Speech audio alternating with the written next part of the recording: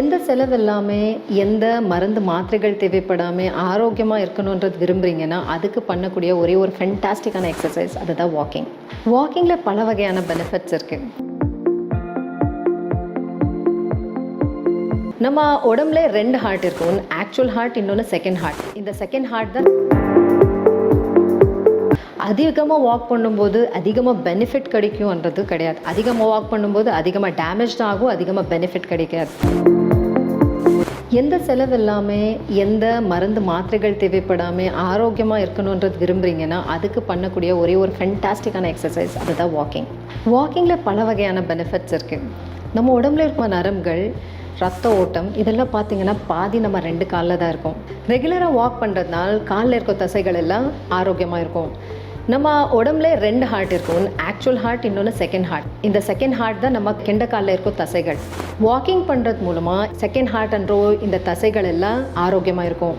இந்த தசைகள் ஆரோக்கியமாக இருக்கும்போது தான் நடக்கிறப்போ காலில் இருக்கிற ரத்த ஓட்டம் ஸ்மூத்தாக ஹார்ட்டு போகிறதுனால அந்த ஹார்ட் அட்டாக் இருக்கட்டும், பக்கவாதம் மாதிரி பிரச்சனைகள் வராமல் ஆரோக்கியமாக வைக்க முடியும்.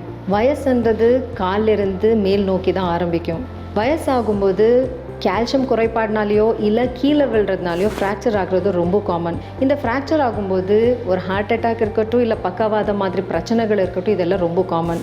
இந்த மாதிரி உயிர் காப்பத்தாகும் மாதிரி காம்ப்ளிகேஷன்ஸ் வராமல் இருக்கணுன்றது நினைக்கிறீங்கன்னா வாக்கிங் மூலமாக அது கம்மி பண்ணிக்க முடியும்.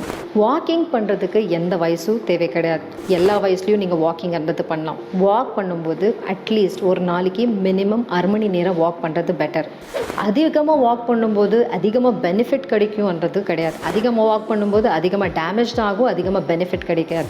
நிறைய பேஷண்ட்ஸு சுகர் கண்ட்ரோல் பண்ணுங்கன்னு சொல்லும்போது நிறைய வாக்கிங் பண்ணுங்கன்றது டாக்டர்ஸ் அட்வைஸ் பண்ணுறாங்க. அவங்க நிறைய ஒரு 10 கிலோமீட்டர் 20 கிலோமீட்டர் ஒரே வாட்டி அதிகமாக வாக் பண்ணுறதுனால வெயிட்டு சுகர் ஏதோ கம்மியாகும், பட் முட்டியில் இருக்கோ ஜவ்ன்றது தேய்மானமாகும். ஸோ அதிகமாக வாக் பண்ணும்போது அதிகமாக பெனிஃபிட்ன்றது கிடைக்காது, அதிகமாக டேமேஜ் ஆகும். ஒரு அளவுக்கு மீறி எதுவுமே நல்லது கிடையாது. ஒரு மாட்ரேட் வாக்கிங்ன்றது தான் பெட்டரான ஆப்ஷன்.